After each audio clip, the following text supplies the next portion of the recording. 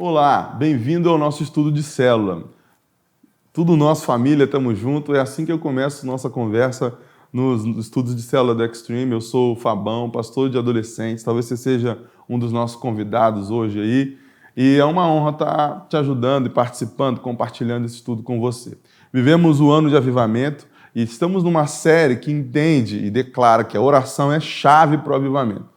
Essa é a sexta mensagem, o sexto estudo de célula nesse sentido. Mensagem não, né? Porque pastor, se deixar, prega até no estudo de célula. Não pregue no estudo de célula, amigão. A gente tem um tempo bem reservado para isso e a ideia é compartilhar mesmo com você. E o encontro de hoje é basicamente sobre encontro de fé e unidade pelo Espírito Santo. Então, a gente vai olhar, à luz do capítulo 2 do livro de Atos, como a unidade, a fé ativaram mesmo um nível de oração diferente. Como a oração era não só chave, mas cotidiana, importante para o avivamento dos cristãos do primeiro século ou da igreja primitiva, e a gente também tem essa realidade para experimentar. Atos 2:46 diz o seguinte: todos os dias continuavam a reunir-se no pátio do templo, partiam o pão em suas casas e juntos participavam das refeições com alegria e sinceridade de coração. Uau! Eu gosto demais desse conceito, porque tem comunhão em casa, tem comunhão na igreja. Deixa claro que, diferente do que alguns pensam, o cristianismo e as nossas reuniões de fé, elas existem de forma coletiva. A salvação, ela é pessoal, muito mais do que individual. E a principal diferença que eu vejo é que a gente não vai viver numa bolha, a gente vai ser igreja. E é importante que, sendo igreja, viva em unidade. A unidade ajuda a ativar a fé e a oração é fundamental para isso. Vamos conversar um pouquinho sobre isso, para que você tenha mesmo encontros de fé, de unidade, no seu ambiente de célula, em qualquer lugar que você vá, mas mais do que só nos encontros e nos movimentos, que você tenha um estilo de vida que carrega a fé, que ora sem cessar. A primeira verdade que eu queria te ajudar a viver é: celebre a unidade, ou celebre em unidade sua fé. Celebre em unidade a sua fé. Faz festa, mas em unidade, sabe? Vivemos dias de muito individualismo, e isso porque toca as pessoas na sociedade, também toca a igreja. A igreja não é uma bolha diferente da sociedade. A gente tem uma realidade, está inserido nela, e nós precisamos ser resposta para as pessoas. E é interessante ver Atos 2:1, porque fala: e chegando o dia de Pentecostes, estavam todos reunidos num só lugar. Eu estava aqui no estavam todos reunidos num só lugar, reunidos. Eu lembrei do Fernandinho lá e a sua gravação, e como ele repete esse versículo várias vezes aqui, e todos foram cheios, cheios, cheios. Eles estão cumprindo um comando de Jesus. Em Atos 1, Jesus diz: me esperem, ou esperem em Jerusalém. E aí eles estão lá, estão unidos, estão todos numa casa. Tudo bem que, se você tem uma célula que já não cabe na sala de casa, multiplique, receba do céu essa unção de multiplicação, mas a ideia é a gente estar junto. Ainda mais, eu não sei quando você vai assistir esse vídeo, mas atualmente estamos num momento aí de pandemia, com muito cuidado, recebendo as pessoas com bastante diligência, responsabilidade, mas a ideia da unidade, ela vai além da união física, tá? Então, é importante que a gente esteja junto, e a unidade é validada não só por estarmos num propósito juntos, mas por reconhecermos o propósito de Deus. Eu gosto de pensar a unidade assim: a gente renuncia a nossa vontade para viver a vontade de Deus.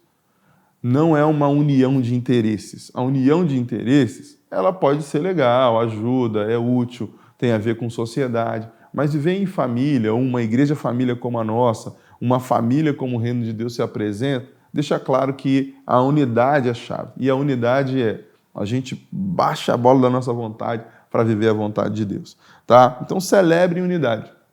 É o cara que estava desempregado e arrumou um emprego, é a família que tinha um problema no casamento e restaurou, é o adolescente que também tinha dificuldade de se relacionar com os pais, agora está bem, ia mal na escola e agora melhorou. E eu não sei qual o testemunho, quais são os milagres que você tem em célula, mas celebre em unidade. Sabe aquela lista de pedidos de oração da célula, que a gente ora toda semana? Testemunhe e celebre em unidade. Mais uma verdade importante: Celebre com alegria os milagres manifestos do céu na terra. Então, eu falei da questão da unidade, de se importar com o outro, de estar feliz, mas agora a gente está falando de milagre. Milagre mesmo. O texto, no versículo 6, diz algo assim, inédito. E eu quero liberar sobre a sua célula, sobre a vida da sua família, da sua casa, milagres inéditos. O texto diz, verso 6, Ouvindo esse som, ajuntou-se uma multidão que ficou perplexa, pois cada um os ouvia falar em sua própria língua. Pensa só, um monte de gente falando, aparentemente não se entendendo, e outras pessoas, uma multidão, chega para ver o que aconteceu no barulho, e aí o grego escuta em grego, eu não vou ficar falando as muitas nacionalidades da época, mas tinha gente escutando em grego, outros escutando no próprio hebraico, e de repente os babilônios, os medos, os persas, cada um estudando ou escutando do seu jeito e a sua própria língua. E eu acho fundamental uma coisa que acontece aqui. Isso aqui é um milagre e é inédito. Depois disso, a gente vai ter outras ocasiões em que o Espírito se manifesta dessa forma. Mas nesse dia foi algo muito novo. E eu entendo que a nossa onda de avivamento como igreja tem também milagres inéditos. Então, talvez você tenha uma pessoa na sua célula com uma doença que é daquelas de 1 em 1 milhão e que ouviu do médico que é incurável, ou que ninguém nunca viveu uma vitória sobre aquela síndrome ou sobre aquela doença. E você, no seu ambiente de célula, vai poder testemunhar milagres inéditos. Então, celebre mesmo o milagre. Cadeira do milagre tem que ter. Eu lembro que quando começamos a fazer a cadeira do milagre, existia quase uma briga, assim, uma disputa santa para poder sentar na cadeira do milagre, porque a gente ainda é muito prodigioso, mas assim, tinha muitos milagres. E aí eu lembro que uma vez visitei uma célula e aí eu cheguei na casa e estava todo mundo já, aquelas cadeiras, sofá e tal, e um banquinho, assim. Eu perguntei, mas o que é esse banquinho aqui? Aí o irmão líder da célula, na verdade o anfitrião da casa, falou, esse é o nosso banquinho do milagre. Banquinho, falei, porque uma cadeira só não estava dando. Muita gente queria milagre na célula. E aí a gente riu, se divertiu e tal. Não é essa a nossa doutrina, mas eu quero que você entenda aqui. Tem milagres na agenda de Deus para o seu ambiente de célula. E essa é a questão-chave dessa história.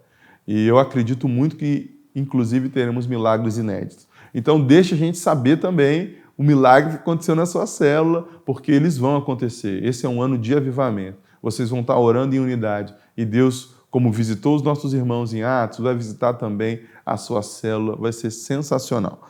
Mas uma verdade importante aqui, celebre a diversidade étnica e cultural. Versos 9 a 11 do texto aqui. Partos, medos, elamitas, habitantes da Mesopotâmia, Judéia e Capadócia, Ponto e da província da Ásia, Frígia e Panfilha, Egito e das partes da Líbia, próximas a Cirene, visitantes vindos de Roma, tanto judeus como convertidos ao judaísmo, cretenses e árabes, nós os ouvimos declarar as maravilhas de Deus em nossa própria língua. Uau!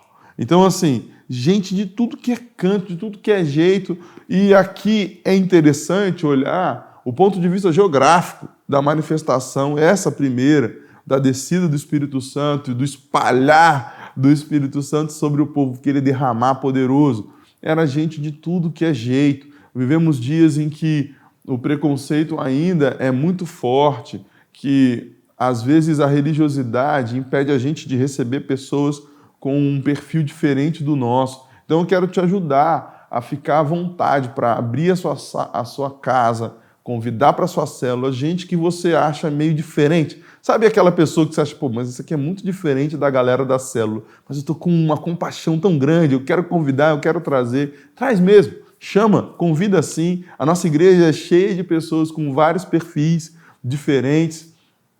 Eu gosto demais de estar no Ministério de Adolescentes também por causa disso. Tem gente que gosta de ser careca que nem eu, outros com black, outros com cabelo colorido. Até minha filha lá querendo colocar uma mecha. A Luísa tem 5 anos, ela quer pintar o cabelo. Eu falei, Luísa, devagar, a gente compra uma mechinha colorida e você coloca. Mas assim, a gente está brincando do exterior, mas também tem interiormente muitos perfis diferentes como a gente enriquece vivendo em unidade na diversidade da nossa família. A gente tem origens diferentes, padrões financeiros diferentes, a gente tem níveis de escolaridade diferentes, mas a gente tem um Jesus que é um só, tem um Espírito que é um só. E aí faz com que a gente se fortaleça enquanto família e que a nossa unidade seja resposta para todas as pessoas e perfis. Nós não somos uma família de um jeito só, não somos uma igreja de um jeito só. Você acabou de ouvir o texto. O derramar do Espírito foi um testemunho para muitas nacionalidades. Jesus decidiu se espalhar para todos que o querem, e você não tem o direito de limitar isso. Então, celebre a diferença, celebre a diversidade étnica mesmo e cultural, tá? Faça a festa, aquela brincadeira importante, tal. A gente conhece as origens aí dos irmãos. Eu tive esses dias com meus parentes lá no Rio, e a gente, mesmo morando no Rio, vem do Nordeste, gosta muito de uma farinha, uma farofa, e eu tenho um amigo que diz que a farofa é o caviar de Paraíba. E a gente brinca com essa referência para dizer para você, seja lá o que você gosta, né? E a célula tem muito de levar para comer o que gosta. Na hora do lanche a gente vê essa diversidade muito clara. É importante demais que você entenda isso, que seja parte da família. Atos termina dizendo algo muito lindo, Atos 2,47. Louvando a Deus e tendo a simpatia de todo o povo, e o Senhor lhes acrescentava todos os dias os que iam sendo salvos. Ou seja, tem gente para ser salva que vai estar na sua célula. E tem gente que é da sua célula que vai chamar mais gente, e eles são diferentes e vão sendo salvos. O Senhor tem mais gente para nos conectar como família. Eu quero convidar você que de repente está assistindo esse vídeo e ainda não tem uma célula, a mandar um e-mail para a gente. Deve ter agora aqui, ó, bonitinho, na sua tela, um e-mail para você se sentir mais parte ainda da nossa família e pertencer e não simplesmente frequentar a nossa célula, tá? Quero que cada família, cada encontro, cada realidade das nossas células possa entender o poder da oração e tenha encontros de unidade e fé para testemunhar o agir e o favor de Deus. Forte abraço, Deus abençoe muito. Estamos juntos, família.